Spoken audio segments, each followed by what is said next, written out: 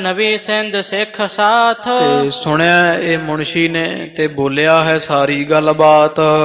ਕਹਿਤ ਸ਼ਾਹ ਸੋ ਬੰਦੇ ਹਾਥ। ਤੇ ਸ਼ਾਹੂ ਇਹ ਜਿਹੜਾ ਹੈ ਅਕਬਰ ਬਾਦਸ਼ਾਹ ਇਹਦੇ ਨਾਲ ਫਿਰ ਦੱਸਣ ਲੱਗਿਆ, ਕਹਿਣ ਲੱਗਿਆ ਇਹ ਮੁਨਸ਼ੀ ਹੱਥ ਜੋੜੇ ਹਨ, ਬੋਲਿਆ ਹਜਰਤ ਸੁਨਹਾ ਬੂੜ ਜੋ ਗਇਓ। ਤੇ ਸੁਣੋ ਫਿਰ ਇਹ ਬਾਦਸ਼ਾਹ ਅੱਗੇ ਕੀ ਹੋਇਆ।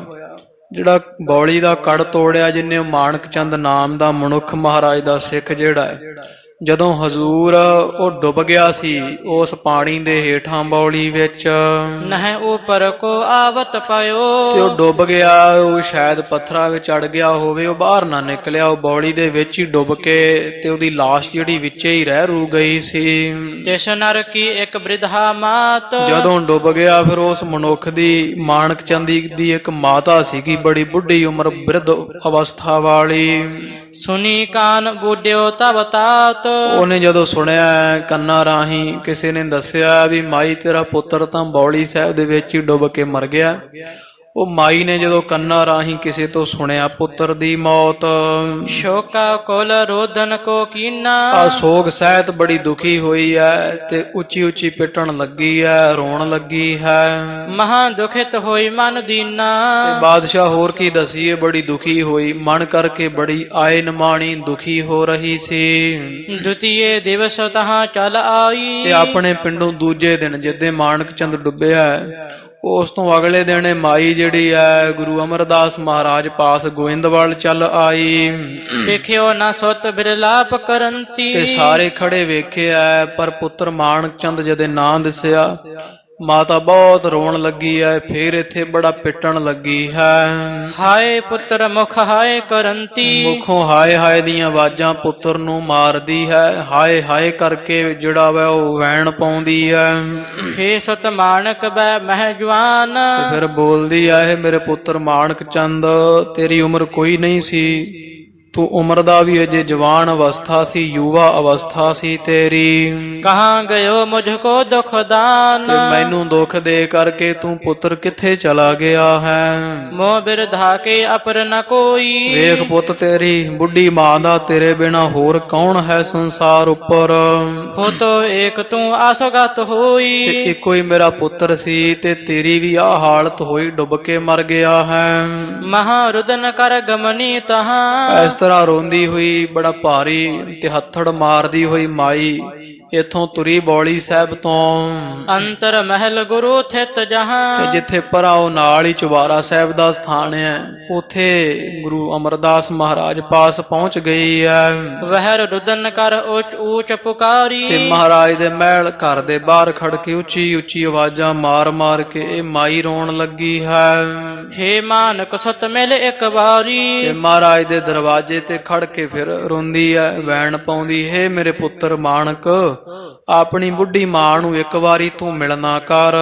ਨਾਹੇ ਤਾਂ ਮੁਝ ਕੋ ਲੈ ਚੱਲ ਸਾਥ। ਜੇ ਨਹੀਂ ਮਿਲਣਾ ਤੇ ਤੂੰ ਮੈਨੂੰ ਵੀ ਆਪਦੇ ਨਾਲ ਹੀ ਲੈ ਚੱਲ ਜਿੱਥੇ ਗਿਆ ਹੈ। ਇਮ ਕੋ ਕਤ ਕਰ ਉੱਚੇ ਹੱਥ। ਇਸ ਤਰ੍ਹਾਂ ਉੱਚੇ ਹੱਥ ਕਰਦੀ ਹੈ ਤੇ ਹੱਥੜ ਮਾਰਦੀ ਹੈ ਤੇ ਕੂਕਦੀ ਹੈ, ਵੈਣ ਪਾਉਂਦੀ ਹੈ। ਗੁਰੂ ਸ਼ਰਵਨ ਮਹਿ ਜਬ ਤੁਨ ਪਰੀ। ਗੁਰੂ ਅਮਰਦਾਸ ਮਹਾਰਾਜ ਦੇ ਕੰਨਾਂ ਦੇ ਵਿੱਚ ਜਦੋਂ ਇਹ ਸਾਰੀ ਆਵਾਜ਼ ਪਈ ਹੈ, ਬੂਝਿਓ ਹੈ ਕੌਣ ਦੁਖ ਭਰੀ। ਭਾਈ ਬੱਲੂ ਜੀ ਨੂੰ ਮਹਾਰਾਜ ਪੁੱਛਦੇ ਆ ਵੀ ਇਹ ਬੱਲੂ ਕੌਣ ਹੈ ਜਿਹੜਾ ਬੜਾ ਦੁੱਖਾਂ ਦੇ ਨਾਲ ਭਰਿਆ ਹੋਇਆ, ਕੌਣ ਮਾਈ ਹੈ ਬੜੀ ਦੁੱਖਾਂ ਨਾਲ ਭਰੀ ਹੋਈ। ਕਿਉਂ ਰੋਵਤ ਕਿਉਂ ਊਚ ਪੁਕਾਰਤ। ਕਿਉਂ ਰੋਂਦੀ ਹੈ ਤੇ ਉੱਚੀ ਉੱਚੀ ਕਿਉਂ ਕੂਕਾਂ ਮਾਰਦੀ ਹੈ। ਵਹਿਰ ਲੇਹੋ ਸੁਧ ਇਹੋ ਕਿਉਂ ਆਰਤ। ਜਾਓ ਪੁੱਛੋ ਬਾਹਰ ਜਾ ਕੇ ਖਬਰ ਲਓ ਵੀ ਇਹ ਮਾਈ ਦੁਖੀ ਕਿਉਂ ਹੋ ਰਹੀ ਹੈ। ਦੌਰਿਓ ਨਰ ਸੁਨ ਕੈ ਤਿਸ ਪਾਸ। ਭਾਈ ਬੱਲੂ ਜੀ ਸੁਣ ਕੇ ਮਹਾਰਾਜ ਤੂੰ ਤੇ ਉਸ ਮਾਈ ਦੇ ਪਾਸ ਪਹੁੰਚਿਆ ਹੈ। ਜਾਏ ਗੁਰੂ ਠਿਗ ਕੀ ਅਰਦਾਸ। ਤੇ ਮਾਈ ਨੇ ਜਿਵੇਂ ਫਿਰ ਪਤਾ ਲੱਗਿਆ ਵੀ ਇਹ ਤਾਂ ਮਾਣਕ ਚੰਦ ਦੀ ਮਾਈ ਹੈ ਜਿਹਦਾ ਪੁੱਤਰ ਬੌਲੀ ਵਿੱਚ ਡੁੱਬਿਆ। ਭਾਈ ਬੱਲੂ ਜੀ ਵਾਪਸ ਮੁੜੇ, ਗੁਰੂ ਅਮਰਦਾਸ ਮਹਾਰਾਜ ਪਾਸ ਜਾ ਕੇ ਅਰਦਾਸ ਬੇਨਤੀ ਕੀਤੀ, ਦੱਸਿਆ ਹੈ। ਭਏ ਕਿਰਪਾਲ ਬ੍ਰਿਧਾ ਕੋ ਹੇਰ। ਮਹਾਰਾਜ ਉਹ ਤਾਂ ਮਾਣਕ ਚੰਦ ਦੀ ਮਾਈ ਆਈ ਆ, ਉਹ ਰੋਂਦੀ ਹੈ ਬਾਹਰ ਵੀ ਉਹਦਾ ਪੁੱਤਰ ਚੜਾਈ ਕਰ ਗਿਆ ਹੈ ਬੌਲੀ ਚ ਡੁੱਬਣ ਕਾਰਨ।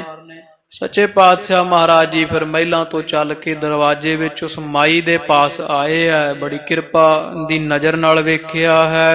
ਇੱਕ ਬੁਲਾਏ ਕਰ ਬੋਲੇ ਤੇ ਫੇਰ, ਆਪਦੇ ਪਾਸ ਬੁਲਾ ਕਰਕੇ ਮਹਾਰਾਜ ਜੀ ਬੋਲੇ ਆ। ਸੁਨਹਾ ਭੋਲੀਏ ਮਾਨਕ ਜੋਏ। ਮਹਾਰਾਜ ਕਹਿੰਦੇ ਸੁਣ ਭੋਲੀ ਮਾਈ, ਜਿਹੜਾ ਮਾਣਕ ਹੁੰਦਾ ਹੈ ਨਾ, ਜਿਹੜਾ ਤੇਰਾ ਪੁੱਤਰ ਮਾਣਕ ਹੈ, ਸੋ ਜਲ ਮਹਿਕਿਮ ਬੂਢਨ ਹੋਏ। ਤੇ ਉਹ ਕਿਵੇਂ ਜਲ ਵਿੱਚ ਡੁੱਬ ਸਕਦਾ ਹੈ? ਜਿਹੜਾ ਮਾਣਕ ਹੋਇਆ ਉਹ ਜਲ ਵਿੱਚ ਕਿਵੇਂ ਡੁੱਬ ਕੇ ਮਰ ਜਾਵੇਗਾ? ਹੋਤ ਭੋਰ ਮਿਲ ਹੈ ਸੁਤ ਸਾਥ। ਇਸ ਕਰਕੇ ਚਿੰਤਾ ਨਾ ਕਰ ਮਾਈ, ਜਦੋਂ ਦਿਨ ਚੜੇਗਾ ਤੇ ਤੇਰਾ ਪੁੱਤਰ ਆਪੇ ਤੈਨੂੰ ਮਿਲ ਪਵੇਗਾ। ਕਰ ਤੋਰਿਓ ਜਿਸਨੇ ਨਿਜ ਹਾਥ। ਕਿਉਂਕਿ ਜਿਸ ਤੇਰੇ ਪੁੱਤਰ ਨੇ ਗੁਰੂ ਨਾਨਕ ਪਾਤਸ਼ਾਹ ਜੀ ਦੇ ਦਰ ਘਰ ਦੀ ਸੇਵਾ ਕੀਤੀ ਹੈ, ਆਪਣੇ ਹੱਥਾਂ ਦੇ ਨਾਲ ਬੜਾ ਬਲ ਲਾ ਕੇ ਇਹ ਬੌੜੀ ਦਾ ਕੜ ਤੋੜਿਆ ਹੈ, ਹਮਨੇ ਕਰੀ ਪ੍ਰਤੱਗਿਆ ਭਾਰੀ। ਤੇ ਉਹ ਕਿਵੇਂ ਡੁੱਬ ਸਕਦਾ ਹੈ? ਗੁਰੂ ਨਾਨਕ ਪਾਤਸ਼ਾਹ ਦੇ ਘਰ ਦੀ ਸੇਵਾ ਕਰਕੇ ਕਰਦਾ ਹੋਇਆ ਕੋ ਕਿਵੇਂ ਡੁੱਬੇ? ਬਾਕੀ ਇਹ ਮਾਈ ਵੈਸੇ ਵੀ ਅਸੀਂ ਇਸ ਕੌਤਕ ਤੋਂ ਪਹਿਲਾਂ ਹੀ ਪ੍ਰਤੱਗਿਆ ਇਹ ਕੀਤੀ ਹੋਈ ਹੈ। ਸੁਤ ਨਾਮ ਰਹਿ ਪਿਤ ਮਾਤ ਵੀ ਅਗਾਰੀ। ਮਾਤਾ ਪਿਤਾ ਤੋਂ ਪਹਿਲਾਂ ਇਹਨਾਂ ਦੇ ਹੁੰਦਿਆਂ ਕਿਸੇ ਦਾ ਪੁੱਤ ਧੀ ਨਹੀਂ ਚੜਾਈ ਕਰੇਗਾ। ਨਿਫਲੀ ਨਹੀਂ ਕਰੈ ਹਮ ਸੋਏ। ਤੇ ਇਸ ਪ੍ਰਕਾਰ ਫਿਰ ਜਿਹੜੀ ਸੇਵਾ ਕੀਤੀ ਹੈ ਨਾ, ਉਹ ਤੁਹਾਡੇ ਪੁੱਤਰ ਨੇ, ਉਹ ਨਿਫਲੀ ਨਹੀਂ ਜਾਏਗੀ, ਨਿਫਲ ਨਹੀਂ ਜਾਏਗੀ। ਮਿਲ ਹੈ ਪੁੱਤਰ ਸੋ ਹਰਖਤ ਤੇ ਹੋਏ।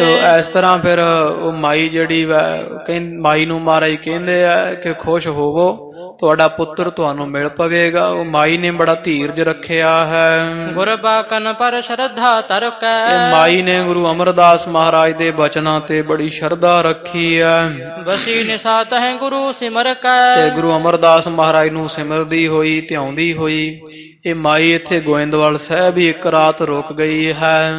ਪ੍ਰਾਤ ਭਈ ਸਤਿਗੁਰ ਤਬ ਚਾਲੇ। ਤੇ ਜਦੋਂ ਅੰਮ੍ਰਿਤ ਵੇਲਾ ਹੋਇਆ, ਧੰਨ ਗੁਰੂ ਅਮਰਦਾਸ ਮਹਾਰਾਜ ਆਪਣੇ ਪਾਵਨ ਪਵਿੱਤਰ ਚੁਬਾਰਾ ਸਾਹਿਬ ਅਸਥਾਨ ਤੋਂ ਉੱਠੇ ਤੁਰੇ ਆ। ਜਿਹਠਾਂ ਬਾਪੀ ਲੱਗੀ ਵਿਸ਼ਾਲੇ। ਤੇ ਜਿੱਥੇ ਬੌਲੀ ਸਾਹਿਬ ਉਹ ਦਰਿਆ ਦੇ ਕੰਢੇ ਲੱਗੀ ਹੋਈ ਹੈ, ਬੜੀ ਵੱਡੀ ਬੌਲੀ ਖੁਦਾਈ ਹੈ।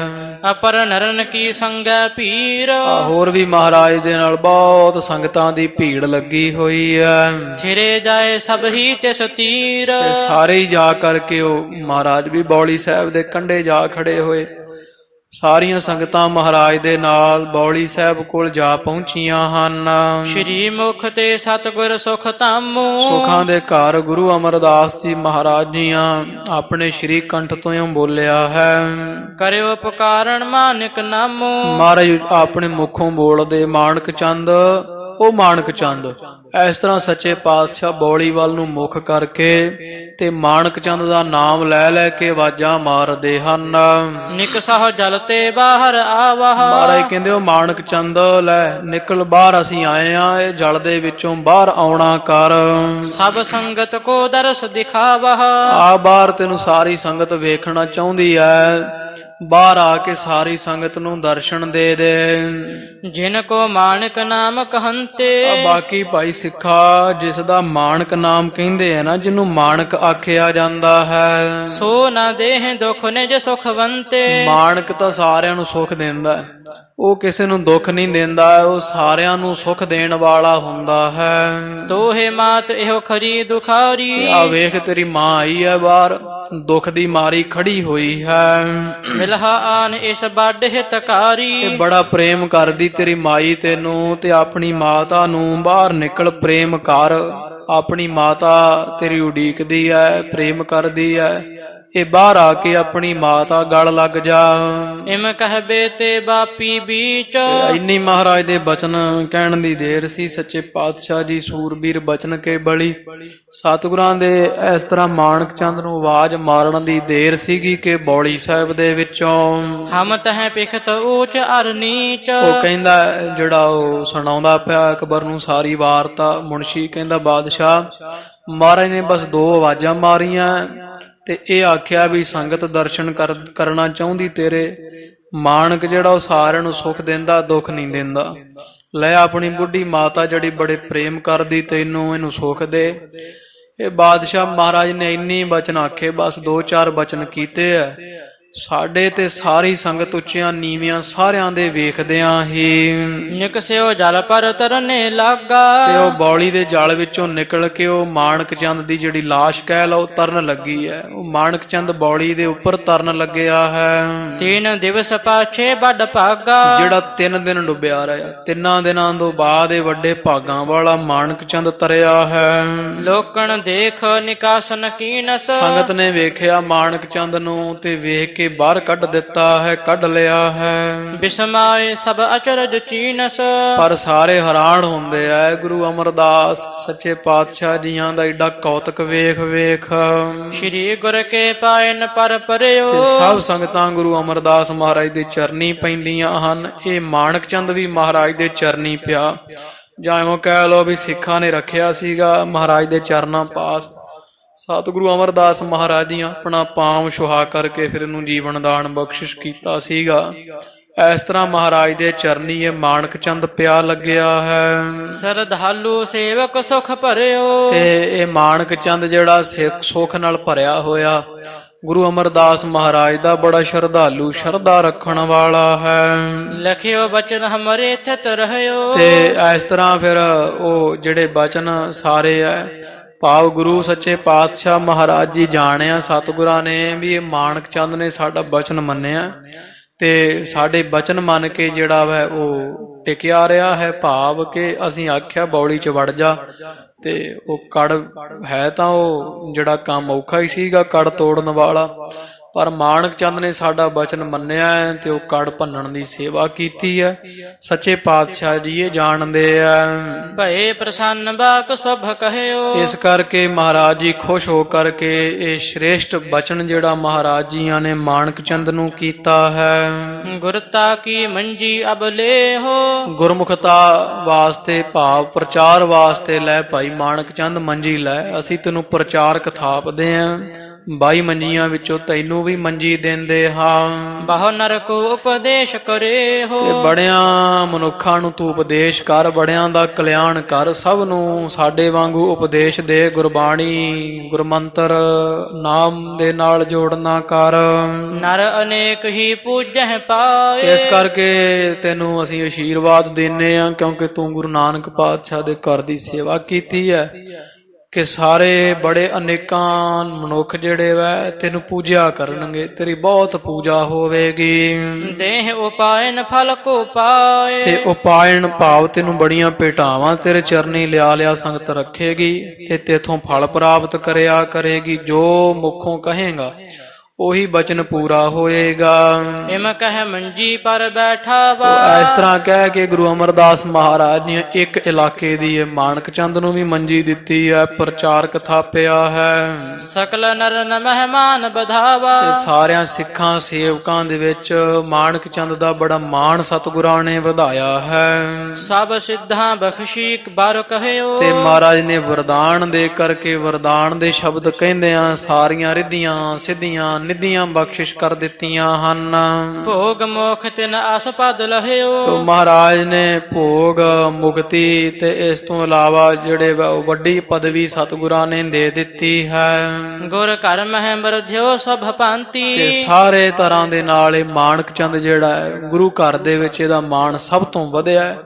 ਅੱਗੇ ਸਾਰਿਆਂ ਤੋਂ ਅੱਗੇ ਜਿਹੜਾ ਵਾ ਇਹ ਹੋਇਆ ਮੋਹਰੀ ਸਿੱਖਾਂ ਵਿੱਚ ਮਾਣਕ ਚੰਦ ਹੋ ਗਿਆ ਹੈ। ਨਾਮ ਜੀਵੜਾ ਪਾਪ ਖਿਆਤੀ। ਤੇ ਸੱਚੇ ਪਾਤਸ਼ਾਹ ਜੀਆਂ ਮਰ ਜੀਵੜਾ ਦਾ ਨਾਮ ਜਿਹੜਾ ਰੱਖਿਆ। ਕਵੀ ਜੀ ਕਹਿੰਦੇ ਅੱਗੇ ਸੁਣੋ ਭਾਈ ਕਿ ਇਹਦਾ ਨਾਮ ਜਿਹੜਾ ਨਾ ਮਰ ਜੀਵੜਾ ਜਿਹੜਾ ਹੈ ਉਹ ਜਿਹੜਾ ਇਹ ਜਿਸ ਤਰ੍ਹਾਂ ਅੱਗੇ ਵਾਧਾ ਹੋਇਆ ਇਹਦਾ ਇੱਕ ਤਾਂ ਇਹਨੂੰ ਮੰਜੀ ਵੀ ਮਿਲੀ ਹੈ ਤੋ ਨਾਲ ਇਹਦਾ ਨਾਮ ਮਰ ਕੇ ਜੀਵਿਆ ਹੋਇਆ। ਮਰ ਜੀਵੜਾ ਮਾਣਕ ਚੰਦ ਮਰ ਜੀਵੜਾ ਨਾਮ ਪਿਆ ਹੈ। ਤਿਸ ਕੇ ਘਰ ਸੰਤਤ ਜਬ ਹੋਈ। ਤੇ ਜਦੋਂ ਫਿਰ ਇਹ ਮਰ ਜੀਵੜੇ ਮਾਣਕ ਚੰਦ ਦੇ ਘਰ ਅੱਗੇ ਪੁੱਤਰ ਹੋਇਆ, ਬੱਚੇ ਹੋਏ ਸਨ। ਨਾਮ ਜੀਵੜੇ ਕਹਿ ਸਭ ਕੋਈ। ਤੇ ਉਹਨਾਂ ਦਾ ਨਾਮ ਵੀ ਜੀਵੜਾ ਹੀ ਭਾਵ ਇਹਨਾਂ ਦੇ ਜਿਵੇਂ ਉਹ ਅਲ ਪੈ ਜਾਂਦੀ ਹੈ। ਇਹ ਗੁਰੂ ਘਰ ਦੀ ਬਖਸ਼ਿਸ਼ ਹੈ। ਇਹਨਾਂ ਨੂੰ ਮਰ ਜੀਵੜੇ ਇਹਨਾਂ ਦੇ ਜਿਹੜੇ ਵਾ ਉਹ ਨਾਮ ਦੇ ਮਗਰ ਮਰ ਜੀਵੜਾ ਲੱਗਦਾ ਹੈ। ਜੋ ਵੀ ਇਹਨਾਂ ਦੇ ਘਰੇ ਸੰਤਾਨ ਹੋਈ ਉਹ ਹੁਣ ਤੀਕਰ ਵੀ ਜਿੰਨੀ ਵੀ ਸੰਤਾਨ ਹੈ ਇਹਨਾਂ ਦੇ ਪਿੱਛੇ ਮਰ ਜੀ ਬੜਾ ਲੱਗਦਾ ਹੈ। ਜੋ ਤਿਹ ਸੰਤਤ ਕੇ ਤੇ ਸਮੁਦਾਏ ਜਿਹੜੇ ਇਹਦੇ ਪੁੱਤਰਾਂ ਦੇ ਘਰੇ ਅੱਗੇ ਪੁੱਤਰ ਹੋਏ, ਭਾਵ ਜਿੰਨੀ ਵੀ ਹੁਣ ਤੀਕਰ ਇਹਨਾਂ ਦੀ ਪੀੜ੍ਹੀ ਅੱਗੇ ਵਧੀ ਹੈ, ਸਾਰਿਆਂ ਦੇ ਨਾਂ ਦੇ ਮਗਰ ਅਬਲਾ ਨਾਮ ਅਹੈ ਤਿਸ ਭਾਏ। ਮਰ ਜੀਵੜਾ ਨਾਮ ਉਹਨਾਂ ਸਾਰਿਆਂ ਦੇ ਨਾਵਾਂ ਦੇ ਪਿੱਛੇ ਹੁਣ ਤੀਕਰ ਲੱਗਦਾ। ਕਵੀ ਜੀ ਕਹਿੰਦੇ ਅੱਜ ਤੀਕਰ ਵੀ ਉਹ ਜਿਹੜਾ ਵਾ ਮਾਣਕ ਚੰਦ ਦਾ ਪਰਿਵਾਰ ਮਰ ਜੀਵੜੇ ਕਹਾਉਂਦੇ ਹਨ। ਨਵੀ ਸਿੰਧ ਭਾਖ ਹੈ ਤਿਸ ਠਾਰ। ਇਸ ਤਰ੍ਹਾਂ ਫਿਰ ਅਕਬਰ ਬਾਦਸ਼ਾਹ ਦੇ ਪਾਸ ਖੜਾ ਹੋਇਆ ਇਹ ਜਿਹੜਾ ਮੁਨਸ਼ੀ ਹੈ, ਉਹ ਦੱਸ ਰਿਹਾ ਹੈ ਅਕਬਰ ਨੂੰ, ਸੁਨਹਾ ਸ਼ਾਹ ਜੀ ਅਚਰਜ ਆਰ। ਤੇ ਹੇ ਸ਼ਾਹੋ ਬਾਦਸ਼ਾਹ, ਇੱਕ ਹੋਰ ਅਚਰਜ ਮਹਾਰਾਜ ਸੁਣਨਾ ਕਰੋ। ਬੈਠ ਬਾਪਿਕਾ ਕੇ ਤਬ ਤੀਰ। ਵੀ ਉਹ ਸਮੇਂ ਫਿਰ ਗੁਰੂ ਅਮਰਦਾਸ ਮਹਾਰਾਜ ਜੀਆਂ ਨੇ ਬੌਲੀ ਸਾਹਿਬ ਦੇ ਉਹ ਜਦੋਂ ਮਾਣਕ ਚੰਦ ਜਿਉਂਦਾ ਕੀਤਾ ਤੇ ਬੌਲੀ ਸਾਹਿਬ ਦੇ ਕੋਲ ਫਿਰ ਮਹਾਰਾਜ ਜੀ ਆਪਣਾ ਆਸਣ ਰੱਖਦੇ ਆ। ਉਹ ਸੱਚੇ ਪਾਤਸ਼ਾਹ ਜੀ ਉੱਥੇ ਸਜਦੇ ਹਨ। ਸ਼੍ਰੀ ਗੁਰ ਅਮਰਦਾਸ ਗੰਭੀਰ। ਗੁਰੂ ਅਮਰਦਾਸ ਜੀ ਜਿਹੜੇ ਬੜੇ ਗਹਿਰ ਗੰਭੀਰੇ ਹਨ। ਕਹਿਓ ਸਭਨ ਮਹਿ ਬਾਪੀ ਸਰੋਤ। ਤੇ ਮਹਾਰਾਜ ਨੇ ਫਿਰ ਉੱਥੇ ਬੌਲੀ ਸਾਹਿਬ ਦੇ ਲਾਗੇ ਬੈਠ ਕੇ ਇਹ ਬਾਦਸ਼ਾਹ ਫਿਰ ਇਹ ਬਚਨ ਕੀਤੇ। ਬੌਲੀ ਨੂੰ ਬੜਾ ਵਰਦਾਨ ਦਿੱਤਾ।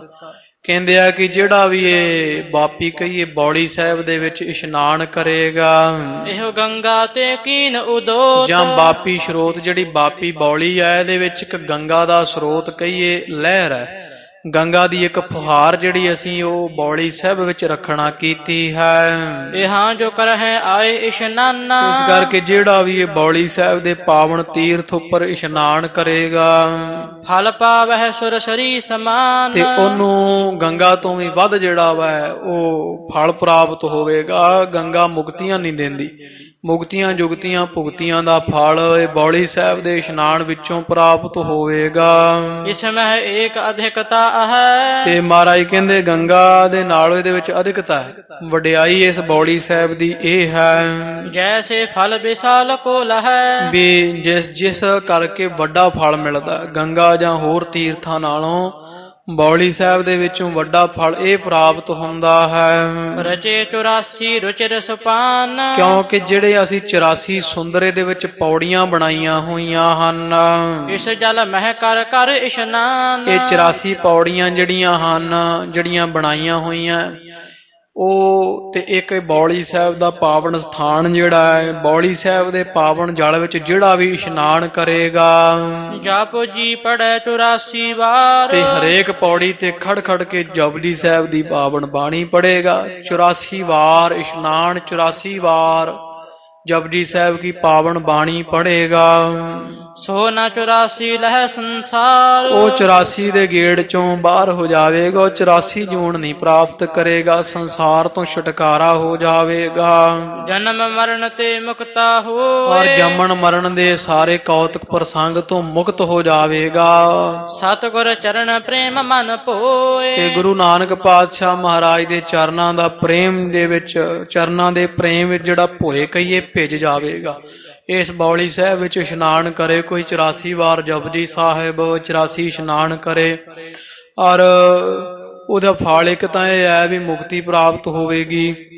84 ਦਾ ਗੇੜ ਉਹਦਾ ਟੁੱਟ ਜਾਵੇਗਾ, ਬਹੁਰ ਨਾ ਭਵਜਲ ਫੇਰ ਆਏ, ਸੰਸਾਰ ਤੇ ਨਹੀਂ ਆਉਣਾ ਪਵੇਗਾ।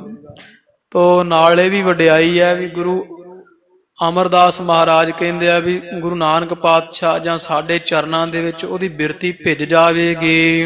ਨਵੀ ਸਿੰਧ ਨੇ ਸਕਲ ਸੁਨਾਵਾ। ਇਸ ਤਰ੍ਹਾਂ ਦੀ ਸਾਰੀ ਕਿਰਿਆ ਜਿਹੜੀ ਉੱਥੇ ਕੌਤਕ ਵੇਖਿਓ, ਸਾਰੀ ਇਸ ਮੁਨਸ਼ੀ ਨੇ ਅਕਬਰ ਨੂੰ ਸੁਣਾ ਦਿੱਤੀ ਹੈ। ਅਕਬਰ ਸ਼ਾਹ ਮਹਾ ਬਿਸਮਾਵਾ। ਤੇ ਜਿਹੜਾ ਬਾਦਸ਼ਾਹ ਅਕਬਰ ਹੈ, ਗੁਰੂ ਅਮਰਦਾਸ ਮਹਾਰਾਜ ਦੀ ਮਹਿਮਾ ਸੁਣ ਸੁਣ ਕੇ ਬਹੁਤ ਹੈਰਾਨ ਹੋ ਰਿਹਾ ਹੈ। ਸਰਧਾ ਬਧੀ ਪ੍ਰੇਮ ਗੁਰ ਕੇਰਾ। ਤੇ ਮਨ ਵਿੱਚ ਬੜੀ ਗੁਰੂ ਅਮਰਦਾਸ ਮਹਾਰਾਜ ਦੇ ਪਰਥਾਏ ਸ਼ਰਧਾ ਵੱਧ ਚੁੱਕੀ ਹੈ, ਬੜਾ ਪ੍ਰੇਮ ਹੋ ਚੁੱਕਾ ਹੈ। ਮਿਲਨ ਲਾਲਸਾ ਬਧੀ ਵਧੇਰਾ। ਤੇ ਗੁਰੂ ਅਮਰਦਾਸ ਮਹਾਰਾਜ ਦੇ ਦਰਸ਼ਨ ਕਰਨ ਦੀ, ਮਹਾਰਾਜ ਨੂੰ ਮਿਲਣ ਦੀ ਲਾਲਸਾ ਜਿਹੜੀ ਹੈ ਉਹ ਅਕਬਰ ਬਾਦਸ਼ਾਹ ਦੇ ਮਨ ਵਿੱਚ ਬੜੀ ਵੱਧ ਰਹੀ ਹੈ ਵੀ ਹੁਣ ਦਰਸ਼ਨ ਕਰਨੇ ਚਾਹੀਦੇ ਆ। ਜਿਹੜੇ ਐਡੇ ਆਮਲ ਕਾਮਲ ਫਕੀਰ ਹੈ, ਬਚਨ ਦੇ ਪੂਰੇ ਸੂਰੇ ਹੈ, ਇਹੋ ਜਿਹੇ ਸਤਿਗੁਰਾਂ ਦੀ ਜਿਹੜੀ ਹੈ ਉਹ ਸੰਗਤ ਕਰੀਏ, ਉਹਨਾਂ ਦੇ ਦਰਸ਼ਨ ਦੀਦਾਰ ਕਰੀਏ। ਤੇ ਇਸ ਤਰ੍ਹਾਂ ਦੀ ਸ਼ਰਧਾ ਅਕਬਰ ਬਾਦਸ਼ਾਹ ਦੇ ਮਨ ਵਿੱਚ ਮੁਨਸ਼ੀ ਪਾਸੋਂ ਗੋਇੰਦਵਾਲ ਸਾਹਿਬ ਦਾ ਸਾਰਾ ਕੌਤਕ ਜਿਹੜਾ ਸੁਣ ਪੜ ਕਰਕੇ ਬੜੀ ਸ਼ਰਧਾ ਵਧੀ ਹੈ। ਤੋ ਇਸ ਤਰ੍ਹਾਂ ਫਿਰ ਅਕਬਰ ਬਾਦਸ਼ਾਹ ਚੱਲ ਕਰਕੇ ਦਿੱਲੀ ਤੋਂ ਗੋਇੰਦਵਾਲ ਸਾਹਿਬ ਪਹੁੰਚਾ। ਬੜੀ ਫੌਜ ਲਾਮੋ ਲਸ਼ਕਰ ਦੇ ਸਮੇਤ ਨੰਗੇ ਪੈਰੀਂ ਚੱਲ ਕੇ ਮਹਾਰਾਜ ਦੇ ਦਰਸ਼ਨ ਕਰਨ ਆਇਆ। ਦਰਸ਼ਨ ਕਰਨ ਤੋਂ ਬਾਅਦ ਫਿਰ ਮਹਾਰਾਜ ਨੂੰ ਜਿਵੇਂ ਉਹ 84 ਪਿੰਡ ਜਿਹੜੇ ਵਾ ਭੇਂਟ ਕੀਤੇ ਅਕਬਰ ਨੇ, ਉਹ ਅੱਗੇ ਸਾਰੀ ਉਹ ਕਥਾ ਫਿਰ ਅੰਮ੍ਰਿਤਸਰ ਸਾਹਿਬ ਜਾਂ ਅੰਮ੍ਰਿਤਸਰ ਸਾਹਿਬ, ਹਰਿਮੰਦਰ ਸਾਹਿਬ, ਪਾਵਨ ਸਰੋਵਰਾਂ ਦੀ ਖੁਦਾਈ ਹੋਣੀ, ਇਹ ਸਾਰਾ ਪ੍ਰਸੰਗ ਫਿਰ ਅੱਗੇ ਆਰੰਭ ਹੁੰਦਾ ਹੈ ਇਸੇ ਜ਼ਮੀਨ ਦੇ ਅੰਦਰ। ਉਹ ਜਿਵੇਂ ਜਿਵੇਂ ਪ੍ਰਸੰਗ ਅੱਗੇ ਆਵੇਗਾ ਆਪਾਂ ਨਿਤਾ ਪ੍ਰਤੀ ਹਾਜ਼ਰੀਆਂ ਭਰ ਕੇ ਸੁਣੀਏ ਜੀ। ਹੋਈਆਂ ਭੁੱਲਾਂ ਦੀ ਖਿਮਾ, ਗੁਰੂ ਗਰੀਬ ਨਵਾਜ ਆਪ ਸੰਗਤ ਦੇ ਦਰ ਹਾਜ਼ਰੇ ਪ੍ਰਵਾਨ ਕਰਨ। ਇਹ ਲੋਕ ਸੁਖੀਏ ਪਰਲੋਕ ਸੁਹੇਲੇ, ਨਾਨਕ ਹਰ ਪ੍ਰਭ ਆਪੇ ਮੇਲੇ। ਨਵੀ ਸਿੰਧ ਨੇ ਸਕਲ ਸੁਨਾਵਾ, ਅਕਬਰ ਸ਼ਾਹ ਮਹਾ ਬਿਸਮਾਵਾ। ਸ਼ਰਧਾ ਬਧੀ ਪ੍ਰੇਮ ਗੁਰ ਕੇਰਾ, ਮਿਲਨ ਲਾਲਸਾ ਵਧੀ ਵਧੇਰਾ। ਵਾਹਿਗੁਰੂ ਜੀ ਕਾ ਖਾਲਸਾ, ਵਾਹਿਗੁਰੂ ਜੀ ਕੀ ਫਤਿਹ। ਹੈ ਅਚੁੱਤ ਹੈ ਪਾਰ ਬ੍ਰਹਮ, ਅਬਿਨਾਸੀ ਅਘਨਾਸ। ਹੈ ਪੂਰਨ ਹੈ ਸਰਬ ਮੈਂ, ਦੁਖ ਭੰਜਨ ਗੁਣ ਤਾਸ। ਹੈ ਸੰਗੀ ਹੈ ਨਿਰੰਕਾਰ, ਹੈ ਨਿਰਗੁਣ ਸਭ ਟੇਕ। ਹੈ ਗੋਬਿੰਦ ਹੈ ਗੁਣ ਨਿਧਾਨ, ਜਾ ਕੈ ਸਦਾ ਵਿਵੇਕ। ਹੈ ਅਪਰੰਪਰ ਹਰ ਹਰੇ, ਹੈ ਪੀਹੋ ਬਨਹਾਰ। ਹੈ ਸੰਤਹਿ ਕੈ ਸਦਾ ਸੰਗ ਨਿਧਾਰ ਆਧਾਰ। ਹੈ ਠਾਕੁਰ ਹਉ ਦਾਸ रो, ਮੈਂ ਨਿਰਗੁਣ ਗੁਣ ਨਹੀਂ ਕੋਇ। ਨਾਨਕ ਦੀਜੈ ਨਾਮ ਦਾਨ, ਰਾਖੋ ਹਿਐ ਪਰੋਇ। ਆਏ ਪ੍ਰਭ ਸਰਨਾਗਤੀ, ਕਿਰਪਾ ਨਿਧ ਦਇਆਲ। ਏਕ ਅੱਖਰ ਹਰ ਮਨ ਬਸਤ, ਨਾਨਕ ਹੋਤ ਨਿਹਾਲ। ਕਥਾ ਨਿਤਾ ਪ੍ਰਤ ਹੋਤ ਹੈ, ਸੁਣੋ ਸੋ ਸਿੰਘ ਸੁਜਾਨ। ਨਾਨਕ ਗੁਰੂ ਗੋਬਿੰਦ ਸਿੰਘ ਜੀ, ਸਦਾ ਕਰਹਿ ਕਲਿਆਣ। ਵਾਹਿਗੁਰੂ ਨਾਮ ਜਹਾਜ ਹੈ, ਚੜੇ ਸੋ ਉਤਰੇ ਪਾਰ। ਜੋ ਸ਼ਰਧਾ ਕਰ ਸੇਵੰਦੇ, ਵਾਹਿਗੁਰੂ ਪਾਰ ਉਤਾਰਨ ਹਾਰ। ਜੋ ਸ਼ਰਧਾ ਕਰ ਸੇਵੰਦੇ, ਵਾਹਿਗੁਰੂ ਪਾਰ ਉਤਾਰਨ ਹਾਰ। ਵਾਹਿਗੁਰੂ ਜੀ ਕਾ ਖਾਲਸਾ, ਵਾਹਿਗੁਰੂ ਜੀ ਕੀ ਫਤਿਹ।